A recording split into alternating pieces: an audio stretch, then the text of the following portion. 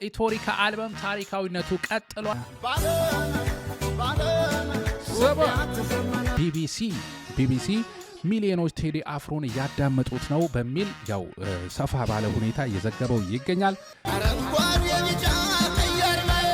እንደ ኦሮሞ ህዝብ ከአረንጓዴ ቢጫ ቀይ እኛ ድርሻ የለንም። ኢትዮጵያዊነት ካልዳነ ማንም ይኖርበት አገር አይፈጠርም።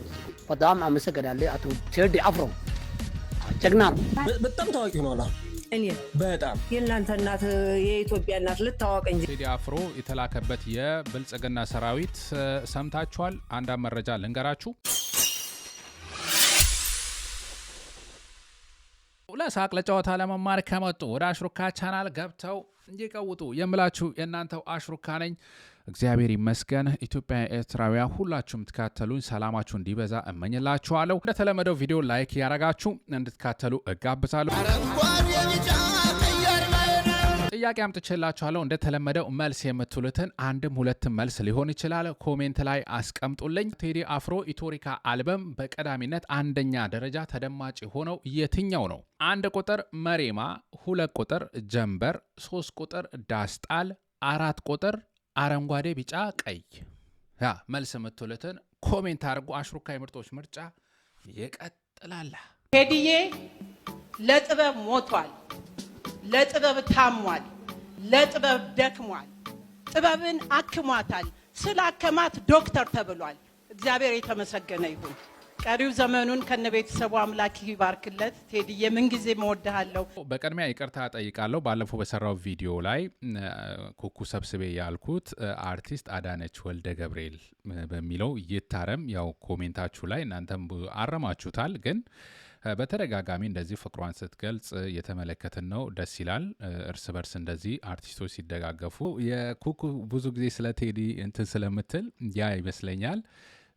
እና ያው ሜካፑም እኮ ከባድ ሆኗል አሁን ዘንድሮ ትላለ። ቤተሰቦቼ እናንተም እርምት የሰጣችሁ ሁላችሁ አመሰግናለሁ። ወደ ቪዲዮአችን እንገባለና ጦርነት ይጥፋርፎ መረባ ሞት ምን ይገኛል ርፎ መረባ። ጀንበር ሲጀምር መረባ ያሉት የነበሩት እናት እኚህ ናቸው፣ ተገኝተዋል። ስለ ጉዳዩ የተሰማቸውንም አስተያየት ሰጥተዋል። እንመልከት። በጣም ታዋቂ ሆኗል። እኔ በጣም የእናንተ እናት የኢትዮጵያ እናት ልታወቅ እንጂ ትክክል። አይዞርም። እየሰለጠና ሄድንና እየሰለጠነ ነው።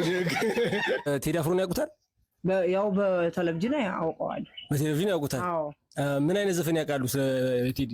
ኧረ እኔ እንደው ምን አውቄ፣ ዘፈኑንም ማውቀው ታሪክ የለኝም። የአሁኑንስ ሰምተዋል? አዎ ሰምቼዋለሁ። ያው ስለ አንድነት ነው፣ ስለ ኢትዮጵያ ነው። እንግዲህ እንደዝሞ እኔ መረባ ስልም እሱንም አየሁ። ፍሬ ነገሩ ግን አልገባኝም። አረ ፍሬ ነገሩስ እንደው ለሁሉም ሰው አይገባም። አዎ የቴዲ ነገር አልገባኝም። መረባ ማለት ምን ማለት ነው? መረባ ብሎ ማለትማ ምን አለ መሰለህ፣ መረባ ብሎ ማለት በላ ያበርዳል። ረህመት ጌታችን ረህመት ነው። አሁን ምን አለ መሰለህ፣ ጦርነት ሲመጣ አንበጣ በሰማይ ላይ እዝር ሲበላ፣ ደይሪ ሲመጣ፣ እንደገና ወረርሽኝ አለ በሽታ ሲመጣ፣ በቃ ቆት እያዝን እንወጣለን። ቆት ያለ ቆቲያችንን ይዘን እንወጣለን። መረባ ይባላል። በላው ይብረድ ጌታ የታመመ የሚሻር ስንል በበሽታ ይሽራል። ጦርነትን ሲበርድ ነበር። ስለዚህ ዝናብ ደግሞ ሲቀርብን ድርቅ ሲሆን ያ ረብ ጌታዬ ብለን መረባ እንላለን። ቆቲ እርጥብ ነው። ቆቲው የሴቶች ዱዓ አላህ ዘንድ ይሰማል ይባላል። የሴቶች ዱዓ ረህመት ይወርዳል፣ ዝናብ ይጥላል፣ ጦርነት ይጠፋል። በዚህ ነው። ስለዚህ መረባ ጸሎት ነው። ከቴዲ አፍሮ ጋር እናታችን ቢገናኙ እንዴት ነው? ደስ አይልም? ጥሩ መልእክትን ያስተላልፉት ታሪካዊ ነገር ነው። ያው እሳቸውም የተናገሩት ነገር ሰላም ይምጣልን ነው በእውነቱ። አዎ ሰላም ይውረድልን። ሰላም ቢኖርልን ሰላም። ልጆቻችን እያለቁ ነው፣ እየሞቱ ነው፣ እየተቀነዘፉ ነው። በዚያም በዚህም ሰላም አለ እንዴ? አሁን የለም። አሁን እኛ ሰላም ነው የምንፈልገው። እና እንግዲህ አሁን ቻሌንጅ ላስጀምርልህ እያሰብኩ ነው። ለቤተሰቦችም እንዲሆን አንተ እረፍት እንድታገኝ ጥሩ ደረጃ ላይ እንዳለው እንድታውቅ ቻሌንጅ አስጀምራለሁ። እወድሃለሁ፣ በጣም አከብርሃለሁ። ወጥተህ ደግሞ ትልቅ ኮሜዲያን ፍልፍሉ ያው ይሄ የጤና ሁኔታ እንደሰማነው ነው። ባለፈው ስትሮክ ማጋጠሙን በአዶና አማካይነት ደግሞ ያው የሕክምና ወጪና የመሳሰሉትን ቻሌንጅ ጀምርልሃለሁ የሚል ነገር እየተመለከትን ነው። ፍልፍሏችን እግዚአብሔር ይማረ አለው እንበለው። ይህን በተመለከተ የዓለም ጆሮም እንግዲህ ቴዲ አፍሮ ላይ አድርጓል ማለት ነው።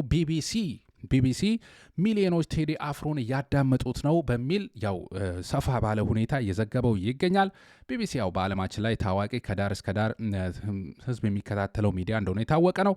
ሚሊየንስ ሊስን ቱ ኢትዮጵያን ስታር ሶንግ ቴኪንግ ስዋይፕ አት ገቨርንመንት በሚል ርዕስ ነው እንግዲህ የቴዲ አፍሮ የ4 ኪሎን በር የሚያንኳኳ አይነት ሙዚቃ በከፍተኛ ሁኔታ በሚሊዮኖች እየተደመጠ ነው የሚል መልእክት ነው እንግዲህ ያስቀመጠው። በስሩም እንግዲህ ሰፋ አድርጎ ምን አይነት አልበም እንደሆነ ምን አይነት ጉዳዮችን እንደሚያካትት እንደዚሁ ዳስጣል የተሰኘው አልበም መንግስታዊን ነገሮችን ሸንቆር የሚያደርግ ሀገራችን ውስጥ ያለውን ያው ክሪቲክ የሚሰጥ አይነት እንደሆነ ሀገራችን ውስጥ ያለውን ፖለቲካዊ ችግር የሚነካካ እንደሆነ ባለስልጣናትን መተቸት ብዙ ጊዜ ሰዎችን ለችግር ባጋለጠበት ሀገር በኢትዮጵያ ትልቁ ሙዚቀኛ መንግስትን የሚያወግዝ የሚመስል የቅርብ ጊዜ ዘፈን ትኩረት እየሳበ ነው የሚል ጉዳዮችን አካቶ ይዞ ቀርቧል ማለት ነው። ቢቢሲ በኢትዮጵያዊነት ጉዳይ የተዘነጉ ነገሮች እንዳሉ እንደዚያ በሀገራችን ውስጥ ያሉ ክፍተቶችን የሚያነሳ የሚተች እንደሆነ ቢቢሲ ሰፋ አድርጎ በእንግሊዝኛ ዘግቦታል። እንደዚሁ በአማርኛ በአፋን ኦሮሞ እንደዚሁ በትግርኛም ቢቢሲ መረጃዎችን ይዞ ወጥቷል። ሰፋ ያለ ዘገባ ባቀረበበት ቴዲ አፍሮ በየዘመኑ ለምን መነጋገሪያ ሆነ፣ ስራዎች ውስጥ ምን ልዩ ያደርጋቸዋል በሚል ሰፋ ባለ ሁኔታ ለ25 ዓመታት ተወዳጅ ሆኖ የዘለቀበትን ቴዲ አፍሮ ሚስጥሮች በሚል እንግዲህ የተለያዩ ባለሙያዎችን አናግሮ ይዞ ቀርቧል። ወዳጆቹንም ማለት ነው። ቴዲ አፍሮ ብዙ ድምፃውያን በቀጥታ የማያነሷቸውን የማይደፍሯቸው ርዕሰ ጉዳዮች ታሪክን በቀጥታ የመንካትና ፖለቲካን በቀጥታ የመጋፈጥ ባህሪያት ስላሉት እነዚያን ደግሞ በውብ ዜማና ቋንቋ ስለሚያስቀምጣቸው ለተወዳጅነትም ሆነ መነጋገሪያ ለመሆኑ ሰበብ መሆናቸውን ያስረዳል በሚል ሰፋ ያሉ ጉዳዮችን የቴዲ አፍሮ የገጣሚነቱን በነገራችን ላይ ገጣሚነቱ አብዛኛው ስራውን ራሱ የገጠማቸው ዜማውንም ራሱ የሰራቸው ስራዎች ናቸው። እንግዲህ ቴዎሪካ ላይ የምንመለከታቸው ለምሳሌ ዳስጣል ዜማውንም ግጥሙንም የጻፈው ቴዲ አፍሮ ነው ራሱ ነው። እንደዚህ አይነት ጉዳዮችን በማንሳት ነው እንግዲህ ሰፋ ባለ ሁኔታ ትኩረት የሰጡት። አትገረምም ወይ ቤቱን ሁሉ ቴዲ አፍሮ እያንኳኳ አይደለም ወይ ትላላ። እንግዲህ ቀጥሏል። ቲቦር ናጅ የተባሉት የአሜሪካ ፖለቲከኛ በኢትዮጵያም አምባሳደር የነበሩ እንደዚሁ በአፍሪካ ጉዳዮች ከፍተኛ ባለስልጣን የነበሩ እሳቸው እንደዚህ የሚል አስተያየት ሰጥተዋል። ቴዲ አፍሮ ውደዱትም ጥሉትም በኢትዮጵያ ፖለቲካ ውስጥ እንደ ውድቀት የሚያየውን በዘፈን በመናገር ላሳየው ፈቃደኝነትና ደፍረት ምስጋና ይገባዋል፣ አዳምጡ ሲሉም ገልጸዋል። እንደዚሁ ሙዚቀኞች ብዙውን ጊዜ ከጋዜጠኞች ወይም ከባለሙያዎች ይልቅ ለስልጣን እውነቱን በመናገር ረገድ የበለጠ ውጤታማ ናቸው የሚል አስተያየታቸውንም ሰጥተዋል። ቴዲ አፍሮን በዚህ መልኩ አሞጋግሰውታል።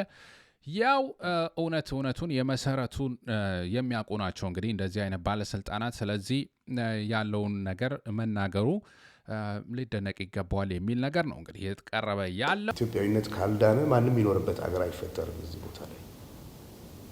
ስለዚህ ኢኮኖሚያዊ ለውጥ ሊመጣ የሚያስፈልገው ነገር ለማድረግም ህዝብ መተባበር አለበት። አድዋ ላይ በአንድ ላይ ያዘመትከውን ኃይል በዛ ኃይል ወደ ልማት ለማሳተፍ ይቻላል። መንገዱም ይሄ ነው እና እንደዚህ አይነት ያካሄድ ጉድለቶች አሉ። ሁለተኛ ልጆች ተምረው ተሻሽለው መለወጥ ይፈልጋሉ። ወጣቶች መንገድ የሚያሳያቸው ይፈልጋሉ እና የሚያሳዝን ትውልድ ነው። የዛ ትውልድ አካል ስለሆንን ነው በዚህ አይነት ጉዳይ ላይ እንድናተኮር ግድ የሆነው።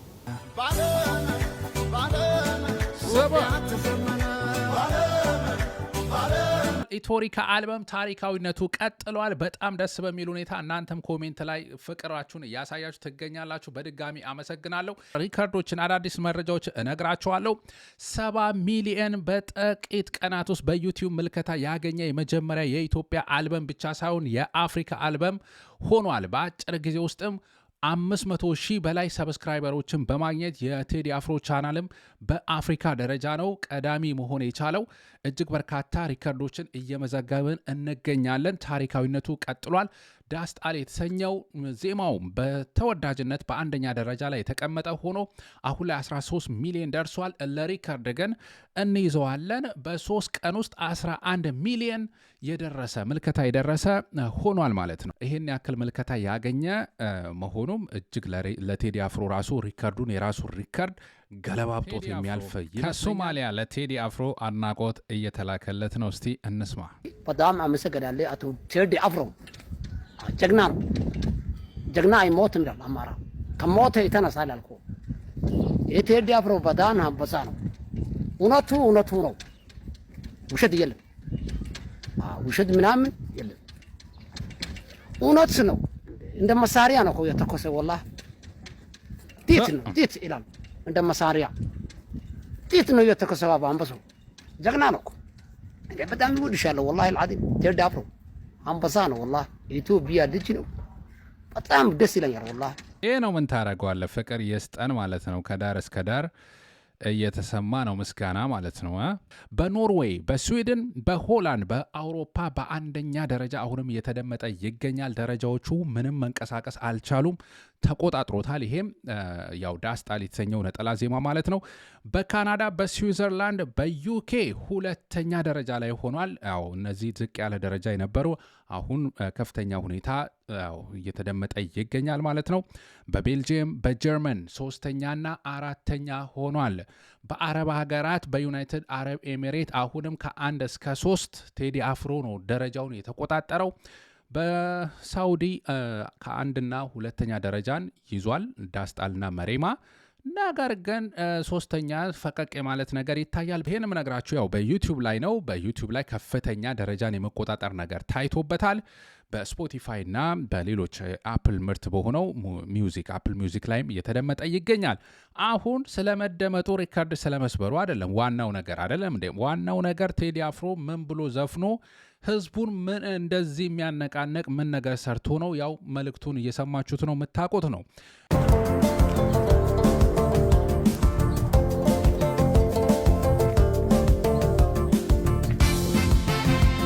ህዝቡ እንዴት ነው? አሁንም ቲክቶክ ሶሻል ሚዲያው ከዳር እስከ ዳር እንደተነቃነቀ ነው። እንዲያው ቴዲ አፍሮ ዳስጣላለና ከዛ አንሳው ብሏል አይደል?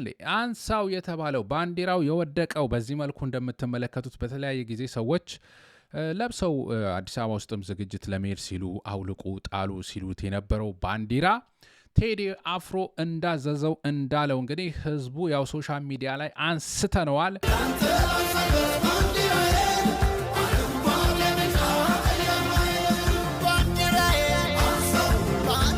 ተመልከት እንግዲህ እንዴት እንደምታምሩ በጣም ደስ ይላል። ህዝቡ እንደዚህ እየቀወጠው ነው እንግዲህ። አረንጓዴ ቢጫ ቀይ ተቃጠል አይባልም። አዎ የሀገር ባንዲራ ነው። ውደደው፣ ስታየው ደመ አይን ተክተክ እሱን ማለት ነው መወደው ነው ያዛው እንግዲህ ትውልዱ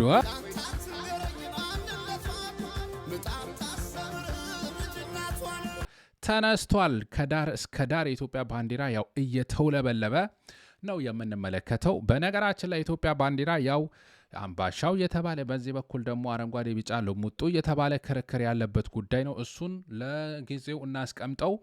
እያወራን ያለነው እኮ አረንጓዴ ቢጫ ቀይ ያለበት አምባሻውን በሉ ምኑም በሉ የትኛውን ባንዲራ በቃ እንዳይወደድ እየተቀሰቀሰ ያለበት ነገር ነው የምንመለከተው።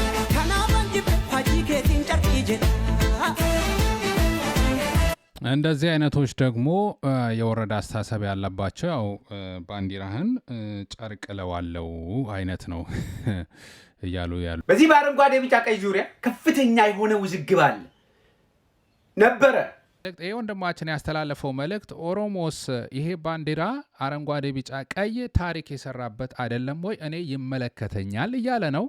እስቲ ሀሳቡን እንስማ። እንደ ኦሮሞ ህዝብ ከአረንጓዴ ቢጫ ቀይ እኛ ድርሻ የለንም? አድዋ የተዋጋ ኦሮሞ የለም? አድዋ የተዋጋ ተጋሩ የለም? አድዋ የተዋጋ ሶማሌ የለም? አድዋ ከኢትዮጵያ ብሔር ብሔረሰቦች ትግል ውጭ ምንድን ናት? ምንም አይደለችም። ይሄ ነው እንቅጭ እንቅጩን። ጥሩ ሀሳብ ነው። አዎ አሁን ገና ብልጽግና ደነገጠ። ይሄ ነው በቃ እንደዚህ የሚል ህዝብ እንደሚነሳ ስለሚያውቁ ነው። በቃ ባንዲራ የሁሉም ነው፣ አረንጓዴ ቢጫ ቀይ። ኦሮሞም ይመለከተዋል፣ አማራውም፣ ተጋሩም፣ ወላይታውም፣ ጉራጌውም፣ ሁሉም ስልጤውም፣ ሁሉም ሰው ይመለከተዋል። ታሪክ የሰሩ አባቶቻችን ቀደምቶቻችን ያስቀመጡለት ይሄ አይደለም ወይ ነው። ድንጋት ገብቶ ተቀላቅሎ ህዝብን እየገደለ ነው። ጥበቡ ዋነኛ ጉዳያችን አሁን ዩኒቲያችን መለከተው በተለይ የብልጽግናው አገዛዝ። እስቲ ፕሮግራሞችን ተመልክታችኋል? ከቅርብ ጊዜ ወዲህ አይሰቀልም እኮ ፕሮግራሞችን አይታችሁ ከሆነ ኢትዮጵያ ውስጥ የሆነ አሁን ደግሞ ያመጡት አረንጓዴና ነጭ የሚመስል ዲኮር ነው ያመጡት። ምክንያቱም አረንጓዴ ቢጫ ቀይ አምባሻ ያለውም ልሙጡማ የማይታሰብ ነው፣ የፋኖ ነው ተብሎ ተፈርጇል። እሱማ አታስበውም። አረንጓዴ ቢጫ ቀይ እኮ አምባሻ ያለበትም የሚባለው እኮ ነው፣ እንዳይለጠፍ እኮ ነው። አሁን እንደዚህ ዝቅ ዝቅ ተደርጎ ሲረገጠበት እንመለከታለን። ያ ቁጭት ነው እንግዲህ እየታየበት ያለውና እየተውለበለበ ነው። ይሄ ቴዲ አፍሮ ቴንኪው አለቦታው ሲሆን ወርቅ አይደለም እነስምታ ለምግብ ማልበጃት 12 ሆና ግነበጃት። ተመልከት እንግዲህ ውበቱን ራሱ ፍክት ስትል አንድ ላይ እንዴት ድምቅ እንደሚያረጋት ተመለከታችሁ። እህቶቻችን በተለይ በጣም ያምርባቸዋል። አረንጓዴ ቢጫ ቀዩን ልበሱት፣ ተአጌጡበት፣ ደስ ይላል። ብዙ የአፍሪካ ሀገራትም ከሀገራችን ባንዲራን ቀለሙን እየጠቀሙ ያሉት ኢትዮጵያ ምልክት በማድረግ ነው። ይሄንን ቀደምቶቻችንን ታሪካቸውን እኛንን ማሻገር ያለብን። ቴዳችን እንግዲህ ተባበር ካልቻለን፣ ታሪክ ካልተደገፈ፣ ማንነት ካልተደገፈ፣ አንድነት ካልተደገፈ፣ መቻቻል ካልተደገፈ፣ መቀራረብ ካሌለ እንዴት ተደርጎ ነው መሄድ የሚቻለው? አፍሪካን አንድ ለማድረግ የሞከረ ህዝብ ለራሱ አንድ መሆን አቅቶት ስቃይ ውስጥ ነው ያለው በአሁኑ ሰዓት። በሚያስገርም ሁኔታ ዩናይትድ ስቴትስ ኦፍ አሜሪካ የሚባል ሀገር ቁጭ ብለው የተባበሩ ህዝቦችን ዋጋ የተካፈሉ ገና እዚህ መብላት ያቃትን የራሳቸው ወገኖች ላይ እንደገና መከፋፈልን የሚሰብኩ ሰዎች አሉ። መብታቸው ሊሆን ይችላል። አደገኛ መሆኑ ግን ሳይነገር አይታለፍም።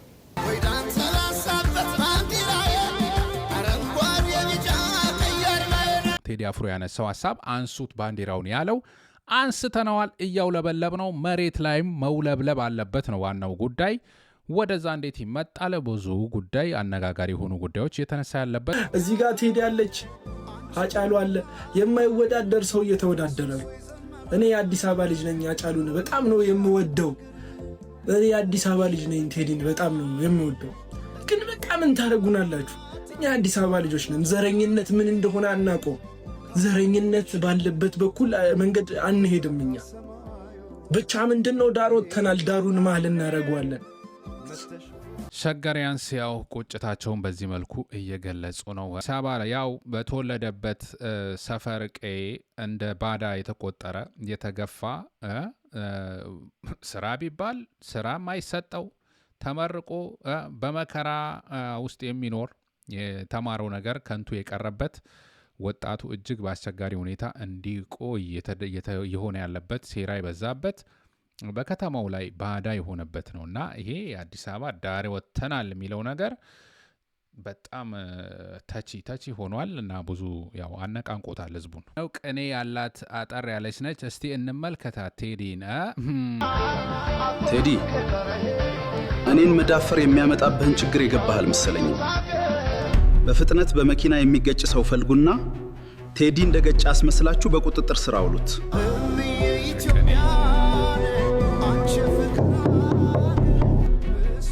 ሰው በመግጨት ወንጀል ተጠርጥረህ ጣቢያ ትፈለጋለህ። ሐሳባችሁ ገብቶኛል። ዛሬ መኪና አልነዳሁም። መኪናዬም ውጭ እንደቆመች ነች። ያውም የገጨከው ታዋቂ ሙዚቀኛ ነው። በቅናት ተነሳስተህ እንደሆነ ደርሰንበታል። ሙዚቀኛውን የመኪና ጎማ ስራ አግኝተነዋል። ኦ ማይ ጋድ!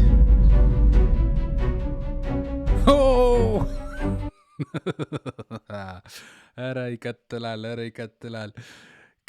ቅኔ ትጠላለህ አባቴ። ህዝቤ በእንደዚህ መልኩ ያው መልእክት እያስተላለፈ ነው። የቴዲ አፍሮ ሙዚቃ ጽድቅ ነው። ኮሜዲያን አማን፣ እስቲ ይህ መልእክት ደግሞ እንስማ። የቴዲ አፍሮ ሙዚቃ ጽድቅ ነው። የቴዲ አፍሮ ሙዚቃና መጽሐፍ ቅዱስ ምን ያህል እንደሚገናኝ ላሳያችሁ። ለምሳሌ ስለ ዘረኝነት ገላትያ 3:28 አይሁዳዊ ወይም ግሪካዊ ሰው የለም፣ ባሪያ ወይም ጨዋ ሰው የለም፣ ወንድም ሴትም ሁላችሁ በክርስቶስ ኢየሱስ አንድ ናችሁ ይላል። እና በዚህ መልኩም ደግሞ ያው እንዲያውም ጽርቅ ነው እኮ እየሰራን ያለ ነው። የቴዲ አፍሮን ዘፈን ማዳመጥ እየተባለ ነው። ያኛው ሰውዬ ማን ነበር? ኒኒ ናና ብሎ የዘፈነው ነው እንዴ? ለካ ያ ሰውዬ ደግሞ ቴዲ አፍሮን ሲቃወም የነበረው። እኔ እኮ እንዴት ነው ይሄ ሰውዬ ብዬ ገርሞኝ ነበረ። ቴዲ አፍሮ የተላከበት የብልጽግና ሰራዊት ሰምታችኋል። አንዳንድ መረጃ ልንገራችሁ። ያው ብልጽግና ተናደዋል። በተለያየ መልኩም ያው እየተናገሩ ነው። እኛ ለእናንተ ለጥቃቅን አጀንዳ ትኩረት አንሰጥም። አብይ አህመድም አውርቷል፣ አገኘሁ ተሻገር አውርቷል፣ ገለመሌ አውርቷል። ብልጽግና ሰራዊቱ ማውራቱን ቀጥሏል። ያው ንዴታቸው የሚያሳይ ነው። ምንድን ነው እስቲ ደግሞ በሶሻል ሚዲያ ላይ የተላኩበት ነገር? ያው ብልጽግና አሁን ላይ ቴዲ አፍሮ ማሰርም እሱንም መተናኮልም አያዋጣንም፣ ምክንያቱም ከፍተኛ ተቀባይነት ያገኘም አልበም ስለሆነ ተቃውሞ ይቀሰቀስብናል በእርግጠኝነት የሚል አይነት አዝማሚያ እየታየባቸው እንደሆነ ነው። ስለዚህ ቴዲ አፍሮን በቀጥታ ሳይሆን መጉዳት በተዘዋዋሪ የሚል አይነት ስትራቴጂ እየነደፉ እንደሆነ እየወጣ ነው መረጃ። አንደኛው የታክስ ጉዳይ ነው። ታክስ ግብር፣ ከፍተኛ ግብር በመጫን አልከፈልክም ወይ እንደዚህ ይህን ትከፍላለህ በሚል ሊተናኮሉት እንደሆነ እየሰማን ነው። ሁለተኛ ደግሞ ያው ሶሻል ሚዲያ ላይ ያለው የብልጽግና ሰራዊት በፕሮፓጋንዳ ያው የተለያየ አስቀያሚ ነገሮችን ማውራት፣ እሱን ያስጠላል ብለው ያሰቡትን ነገር መናገር ነው። እኔም በስርዓት የምከታተለው ጉዳይ ስለሆነ ይሄም በደንብ እያየሁት ነው። ብልጽግና ሰራዊት ያው ሶሻል ሚዲያ ላይ በርካታ ሰዎችን አሰማርቶ እንደሚንቀሳቀስ የታወቀ ነው። ለፕሮፓጋንዳ 30-40 ሺህ እንደሚሆኑ ያው ቆየ ከተዘገበ። ይህን ሁላችሁ የምታውቁት ይመስለኛል። አብይ አህመድ የሆነ ነገር ፖስት ያደረግ እሱ ላይ መልካም ነገር ቶሎ ሄዶ ኮሜንት የሚያደርጉት እነዚህ እሱ ያሰማራቸው ሰራዊት ናቸው። ለማንኛውም ከቴዲ አፍሮ ጋር በተያያዘ አንደኛ ቴዲ አፍሮ ስለ አባይ ዘፍኖ አባይን ሄዶ ያልጎበኘ በሚል ያው እንትን ለማለት እሱን ለመተቸት እየተጠቀሙ ነው። ኮሜንት ላይ ብታዩ ይሄ ተመሳሳይ ነገር ኮፒ ፔስት አድርገው ነው እየለቀቁ ያሉት። ሁለተኛው ደግሞ ስለ ኤርትራ ስለ ወደብ የዘፈነ ሰው ይሄ አሁን ወደብ እንፈልጋለን ብለን ስንንቀሳቀስ ለዛ ዘፈን ያላወጣ ሰው ይሄ ምን ሀገር ወዳድ ነው በሚል ይህንን የብልጽግና ሰራዊት የተለያየ ቦታ አገኘን ባሉት ሁላ ግሩፕ እየገቡ መናገር እንደዚህ ማለት ያው ሀገር ወዳድ አይደለም ይሄ ሰው የሚል ነገር ለመናገር ፕሮፓጋንዳ እንዲሰሩ ነው እንግዲህ የታዘዘው ማለት ነው። ቴዲ አፍሮ እንደ ኢትዮጵያኒስት እንወዳሃለን፣ እንደ ጉራጌ ተወላጅ እንወዳሃለን፣ እናከብረሃለን። እንደ አማራ ተወላጅና እንደ ኦሮሞ ኦነራሪ ዶክትሬት እንደተሰጠው ጉቺ ገመቹ ፈይሳ ለሊሳ ግን ቴዲ እኛን አትወክለንም። እኛ አማራዎችን አትወክለንም። እኛ ኦሮሞዎችን አትወክለንም። በአማራ ስምና በአማራ ነገስታቶችና ታሪክ ውስጥ እየተደበቅ አማራና ኦሮሞን ለማጣላት የምትሰራውን ነገር እቃወማለሁ ቴዲ። ይህን ስናገር በጣም በሀዘንና በትልቅ ቁጭት ነው እየተናገርኩ ያለሁት። ተመልከት እንግዲህ እንደዚህ አይነት መርዘኛ ሰዎችም ደግሞ ለሰው የተቆረቆሩ መስለው እንደዚህ አይነት ነገር የማስተላለፍ መልእክቶችን ያው በተለያየ መልኩ ሶሻል ሚዲያውን በመጠቀም ያው የምታውቁት ነው ለማባላት እና ለማስጠላት እንደዚህ አይነት ስትራቴጂ ይዘው የተንቀሳቀሱ ይገኛሉ ማለት ነው። ወደ ዩቲዩብ ቤተሰቦቼ ለዛሬ ያቀረብኩላችሁ ይመስል ነበረ። በቀጣይ አዝናኝ አስተማሪ ፕሮግራሞች ከምንገናኝ ባላችሁበት መልካም ሁሉ እመኝላችኋለሁ። ቴዲሻን አጣጥሞ በቀጣይም ደግሞ እስቲ 100,000 ሲሞላ ነው ቪዲዮ የምሰራው በዚህ ዙሪያ። ቸር ያሰማን፣ አገራችንን በሰላም በጤና ይጠብቅልን። ሁላችሁ መልካም ነገር ያሰማችሁ። ላለው አሽሩካ የምርጦች ምርጫ ይመቻችሁ። ሀገር ጤና አላት እንዴ? ግን በጤና ስል ዝም አላችሁኝ። እሺ፣ በሰላም ይጠብቅልን።